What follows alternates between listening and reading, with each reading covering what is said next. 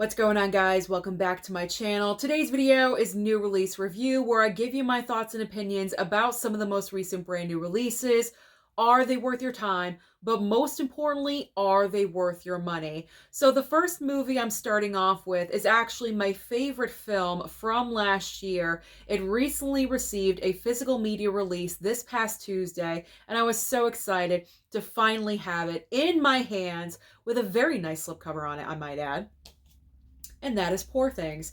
Poor Things is such a weird, outside of the box movie. It's definitely not for everyone. I already know this. However, and I've said this before because I've talked about Poor Things. I'm a cheerleader for this movie. I really am. If you can kind of just put any kind of doubt or like, no, I'm not going to watch that film, like just put that aside and give the film a chance. It really deserves to be seen because yes, it's weird, it's quirky, it's definitely out there. There's a lot of sex and nudity in this film that may turn people off, and I completely understand that. But if you can get beyond all of that, this is a beautiful film. From the performances, led by Emma Stone. She won the Oscar for a reason. You got Mark Ruffalo in a very comedic performance. I was laughing during this movie. A lot of people are surprised to see how funny this script actually is.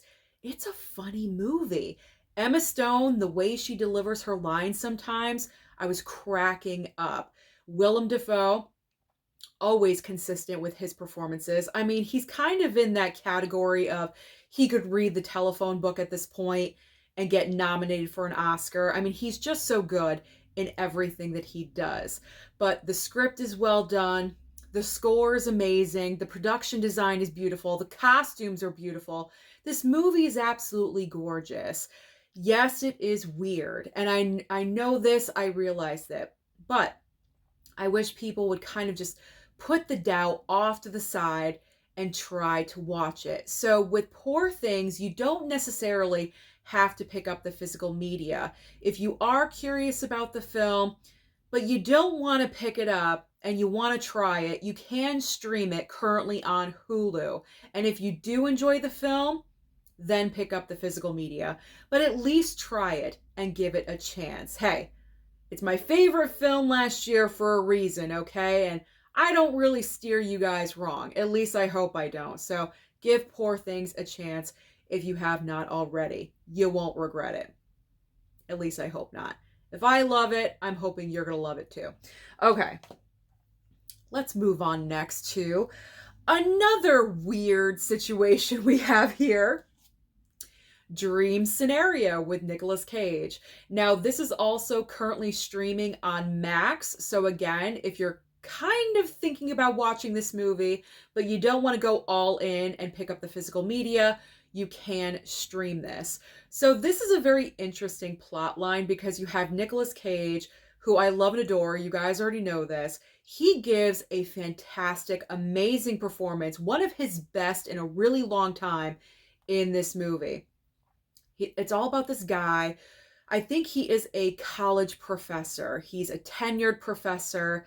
He's kind of boring. He's married. He's got a couple of daughters, but there's really nothing outstanding about him.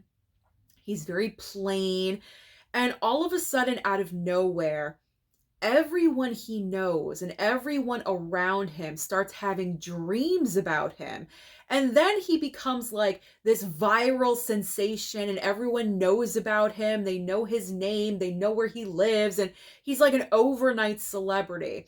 But what happens is the dreams turn to nightmares and things start happening in people's nightmares where he is the cause.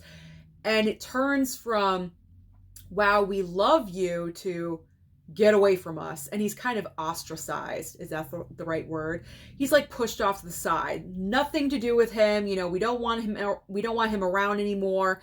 It's one of those situations. So I really thought that the underlying message of how society really kind of like builds you up and then how quickly society can turn on you when you're deemed unlikable is very interesting. And I enjoyed that throughout the entire movie. And as I said, Nicolas Cage is so amazing in this film.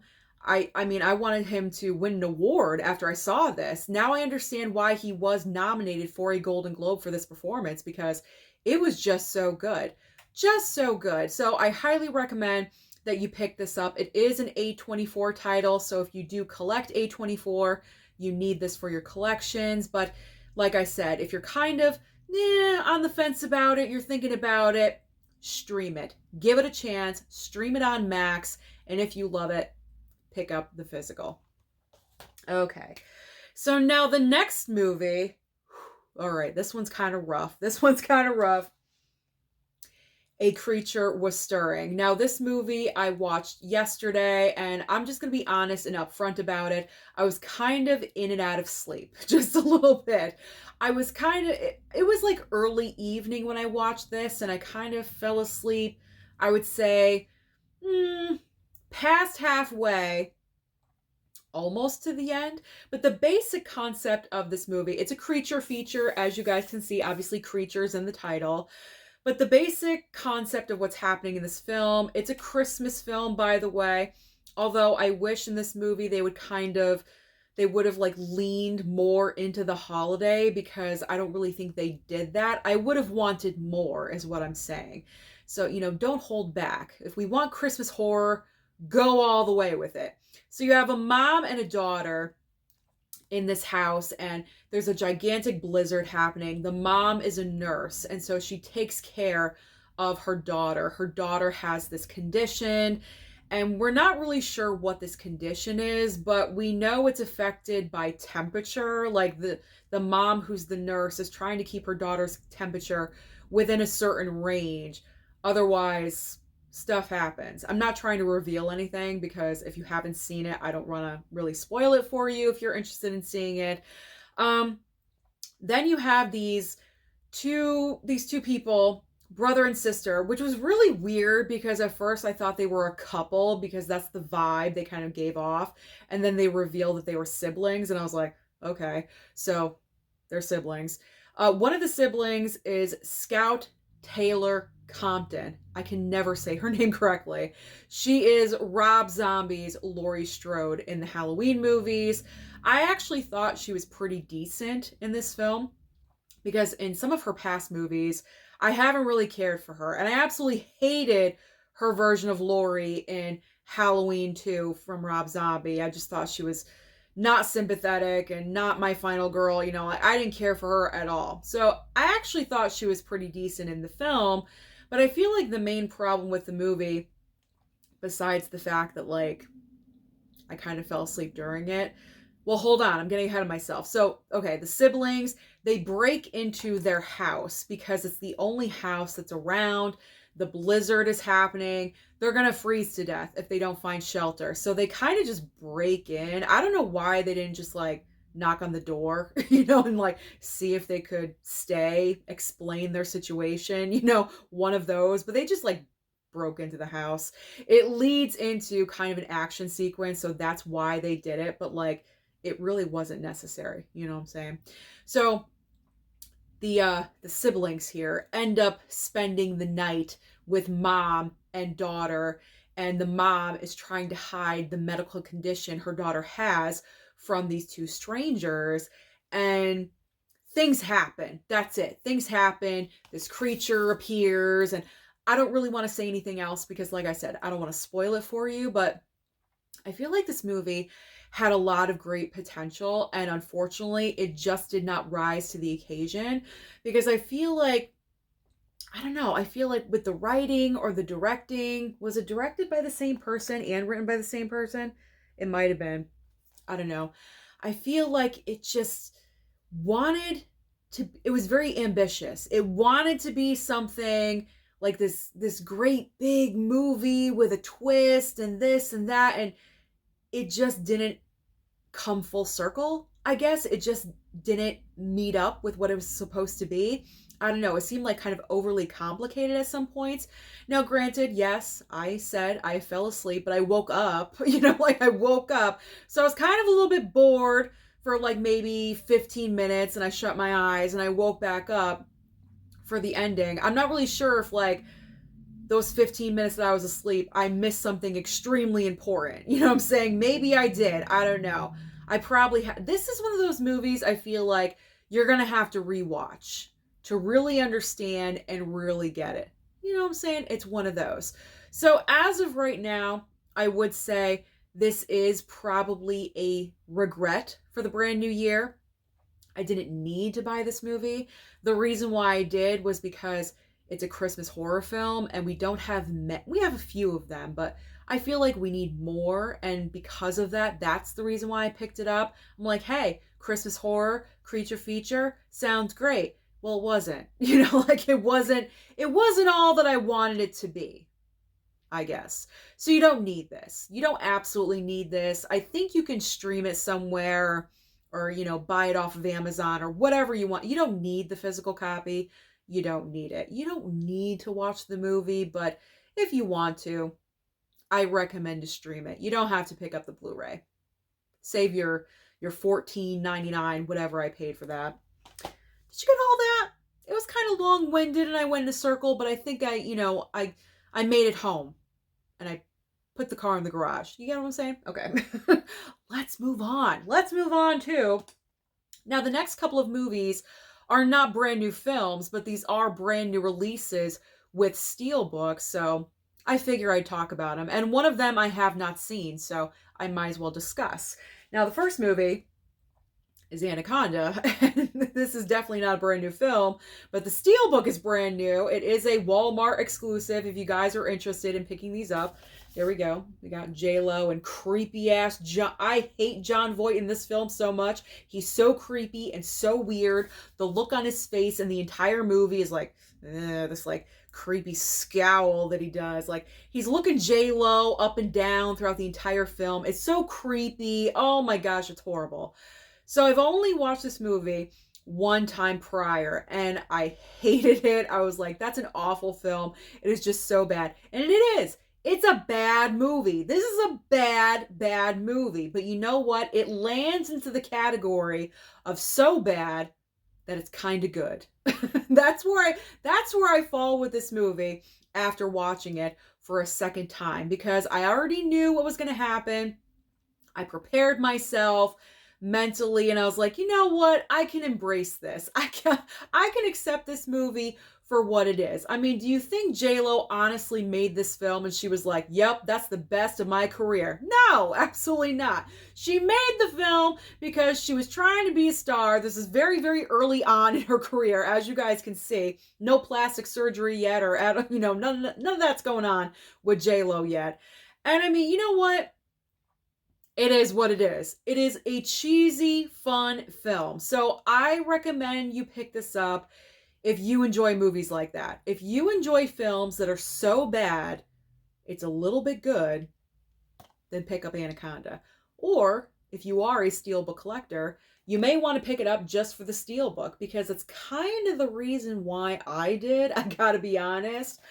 But then after watching it for the second time, I'm like, you know what? It's kind of cheesy, bad, good, if that makes any kind of sense at all. So Anaconda, after watching it for the second time, there was an improvement. I didn't totally hate it. It just barely got by. I'm trying to think of how to say it. It barely skated by. Okay, it's kind of like in Batman and Robin territory, you know, like it's so bad. It's kind of good, a little bit, just a smidge, maybe not, I don't know. But if you like creature features like that, then go ahead and pick up your copy of Anaconda today. That's a ringing endorsement from Movies&Sue. All right, next up is Hollow Man. This is another brand new steelbook from Mill Creek, available at Walmart, and I have not seen this movie previously, so this was a first-time watch. Let me show off the steelbook. I like the steelbook. I really like the back. That's pretty awesome. So if you've not seen Hollow Man, pretty much the basic premise of this story is that you have Kevin Bacon as like the leader of this group of like scientists, and they're trying to create invisibility, and they wind up being successful. And so Kevin Bacon wants to be the first human to try this. So it's pretty much a take on the Invisible Man. And what happens is when Kevin Bacon becomes invisible, he starts doing things that you shouldn't be doing. Like the one point in the movie where I was like kind of shocked was what he does to the neighbor. If you've seen the movie, you know exactly what scene I'm talking about. Like, was that necessary? Like, really? I mean, honestly, it was kind of shocking, especially, back in the day. This was like what, mid 90s, late 90s? It was in the 90s, somewhere in there. I didn't know if that was necessary or not to do, but I guess it was necessary because it was showing how evil his character was becoming. I mean, his character before becoming invisible was already like in the mindset of I'm like God, that complex, like, oh, I'm so good, I'm so great. But then when he becomes invisible, it's like kind of amplified, and he starts doing really, really evil things. And I thought it was good. I really enjoyed the movie a lot. And it looked great. This is just a Blu-ray. It's not a 4K. I wish it was a 4K, but it's just a regular Blu-ray, and it looked really, really good on my TV. I mean, this versus Miami Vice, whew, like night and day. Miami Vice looked like garbage. This looked like an amazing top-of-the-line 4K transfer compared to Miami Vice. So I can highly recommend that you pick up Hollow Man, because this is a great, like, it's not, I mean, it is falling into like the horror movie category, but not, because there's really nothing in the film that's like so horrific, but it's kind of like borderline. It's a great like introductory. Why can't I say words today? It's a great like introducing someone into horror films kind of movie. Does that make any kind of sense? Because it's not like overly graphic. Well, besides that one scene. You know what I'm saying? But it's not overly graphic or violent, or I mean there's blood, but they're like spilling the blood to see him because he's invisible. They kind of like, cover him with blood and everything. But it's not like, oh my god, it's so, grotesque I can't watch it. It's not anything like that. So if you're kind of new into horror, this is a great movie to like kind of like get you into that. Am I coming across okay? Are you guys understanding this? It's a good bridge. It's a bridge. Does that make sense? It's a bridge into Horrorland. I don't know. But I really enjoyed, at the end of the day, strike everything I just said, I enjoyed Hollow Man. And I will say, as if I haven't done enough already, the effects in this movie were done really, really well. Considering the time period, I thought it looked really, really good. So I highly recommend Hollow Man. Pick it up. You won't regret this pickup at all whatsoever. That's a good one. All right. Again, I think I landed the plane okay. There we go. The plane is in the hangar. Next to the garage. Next to the car in the garage. There we go. I can't talk today. That's okay. And I know I'm getting red, but what are you going to do? All right, next up. The Hunger Games, The Ballad of Songbirds and Snakes. One of the longest titles from last year. So this one, solid. Solid movie. I didn't overly love the movie. I certainly did not hate the movie. I believe on Letterboxd I gave it like a 3.5 star. And the reason why it's a 3.5 and not a 4 or a 4.5 is because, I don't know, I mean, I already knew going in the premise of the film. We have, young Snow here, and then we have Lucy Gray. She was chosen to be in the Hunger Games. This is a prequel from the original, Hunger Games film. So this is before Katniss and all that. And I understood what was going on, but I think I would have preferred the games, because the games in this movie happen like right in the middle of the movie. And that was weird, because the games end and then we go on and continue our story with, these two characters, and there's a lot of singing. There's a lot of singing in this movie. Kind of overdose with singing, if you ask me. And I feel like Rachel Zegler is going to be typecast into roles where she only sings, because obviously she was in West Side Story. She's in this movie. Obviously, she's going to be Snow White for Disney, and they're singing in that film. It's like whenever you need a songbird, you're going to call up Rachel Zegler. It's like, is no one else available? And I feel like that's the only thing that she does in every single movie is sing. And there's a lot of it in this movie. Not that there's anything wrong with it. It just, I don't know. It kind of like took me out because it was like a concert a little bit. Like they would focus with her on the stage singing like an entire song sometimes and then move on to the next scene. And it kind of just like cut the scene instead of flowing very nicely into the next scene. It would kind of like cut like, oh, we got to stop. Rachel's character has to sing now. And then we can move on. It's like, we know she's talented. We get it. I understand it. I've already heard her sing the same song 15 other times in the movie. We don't have to keep singing the same exact song. So that's what I found really annoying. And honestly, that's the main reason why I did not give this movie like 4 stars or something. It's a 3.5. It's a solid film. It's not overly great in my opinion. It's not horrible. I say definitely pick this up if you are a major fan of the previous Hunger Games movies. Absolutely. You're going to want this in your collection, or if you absolutely love the books, definitely pick this up. I would say the best performance, Viola Davis. For me, it was Viola Davis because with that character, in my opinion, she played someone completely different that I've never seen her play before. Very like wicked and playful and, you know, kind of evil, but not really, like borderline. I love that. I love that for her and for that character. So she was definitely my favorite part of this film. I mean, of course, I'm going to watch the movie again, but I just wasn't overly thrilled by it. Maybe the theater experience would have been better because I didn't see this in the theater. I have no idea, but this one was just okay. I'd say on a scale of like 0 to 100, I'd give it like a 68. Does that equal a 3.5 star? I don't know, but I'm giving it a 68 out of 100. Okay, now,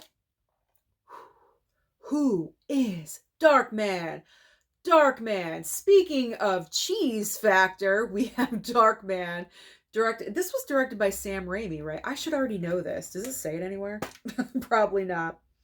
I believe directed by Sam Raimi, most likely, and starring Liam Neeson. So I've seen this movie one time prior. This is the 4K upgrade, by the way, in case you guys were not aware. 4K upgrade in my hand.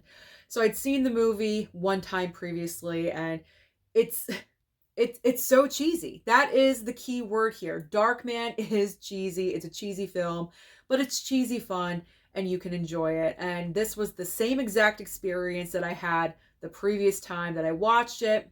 I will say the 4K, very nicely done. Not the best, not the top of the line of 4K transfers, but it was noticeable. I could definitely see an upgrade from the Blu-ray to the 4K. So if you're a fan of this movie, it's one of your favorites, then don't hesitate on upgrading to the 4K.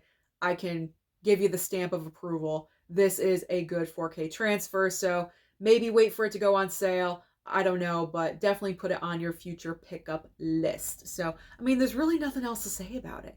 It's Darkman. It's cheesy fun. It's Liam Neeson. Whatever. Let's move on. Let's move on to the final item I'm going to talk about. And this is from Arrow. It is the Conan Chronicles.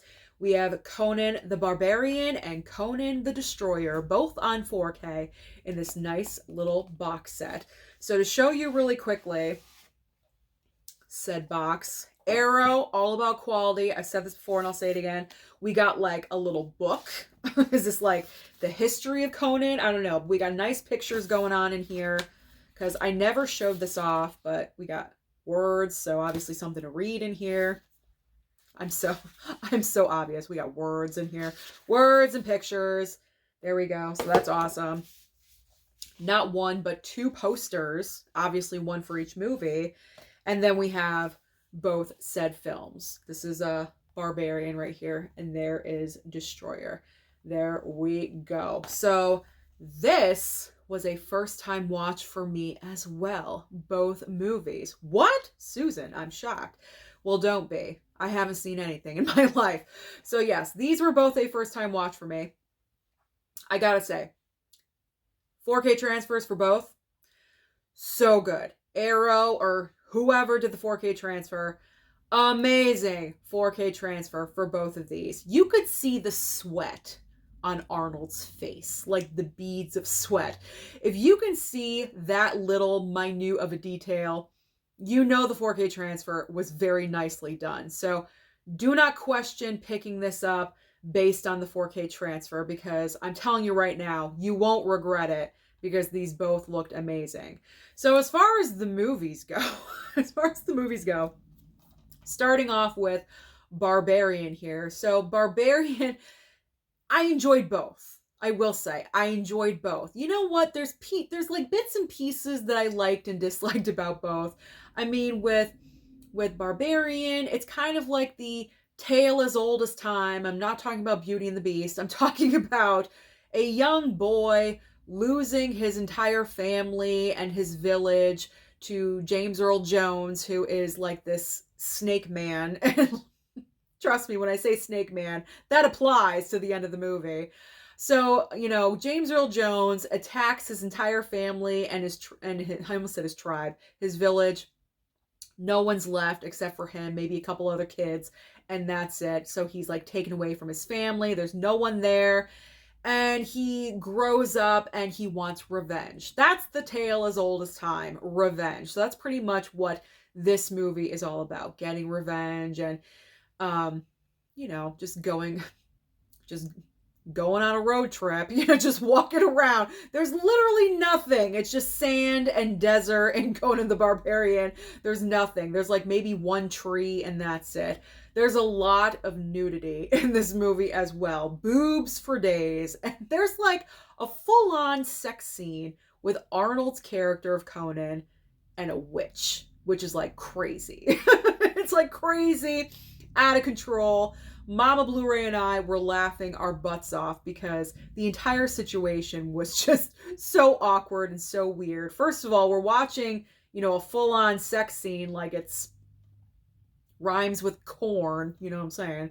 So that was going on. And then, you know, her being a witch on top of it was just like the icing on the cake. I'm like, okay, this is weird, but it was just a lot of out there stuff. But then the movie kind of like found its groove. We got revenge. Arnold kind of found a girlfriend. Okay, like I enjoyed it. After like the weird sex part with the witch, I kind of flowed with this movie more, if you know what I'm saying.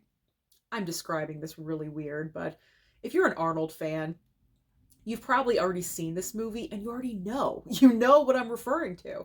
All right, so that's pretty much everything with Conan the Barbarian. And then Conan the Destroyer, I think I enjoyed this one more. And that's because there was more of like a group atmosphere, because in Barbarian, you had Conan, you had his girlfriend, and you had like the tag-along guy and like the magician, I get. Like there was very few characters in the movie. There was more characters this time around. You had Wilt Chamberlain, this one. You had Grace Jones, who's, you know, so wild and crazy. And you had like this princess character. You had like 6 people going on an adventure all together. And I kind of enjoyed that more, with like all the different personalities and all of them like, you know, riffing off of each other and things like that. Plus with this one, I'm not sure if people complained or they got feedback about all the nudity and all the boobs that were seen in Barbarian. There was like nothing in Conan the Destroyer. It was like literally night and day. It was like full-on sex scene and boobs in the first one to nothing in the second one, which I didn't mind at all, because I don't need to be seeing all of that. Let's focus on the story, which is what they did. So I kind of enjoyed this movie more than the first one, but I enjoyed both. I enjoyed both for what they were, and I had fun with this one. Yeah, these are goofy films. They're goofy, they're weird, they're just to have fun. They're not, you know, They're not Shakespeare. They're not all-time classics. Well, some of you may think they're all-time classics, but certainly not the norm for all-time classics. But I'm happy I picked these up. They look incredible. Like I said, every bead of sweat on Arnold you could see absolutely perfectly. Considering these movies are so old. Well, I hate saying it like that, but they're older films. They're older movies. So to have really well done 4K transfers for such older titles, they did a good job. So I highly recommend that you pick up the Conan. I kind of like deconstructed the box set, but hold on. Let me hold it up. Let me hold it up really quick. Let me put it back together. There we go. There we go. I highly recommend, if you love Arnold, if you love these movies, or if you just love Arrow and Arrow box sets, pick it up. You will not regret it. You may want to wait for a sale. I don't know, but I definitely recommend pick up the Conan Chronicles. All right, so this was all over the place, but I hope you were entertained by this. So that is everything that I've been watching lately as far as brand new releases. So comment down below and let me know your thoughts about any of the movies that I just talked about. Don't forget to like and subscribe before you leave, and I'll see you next time.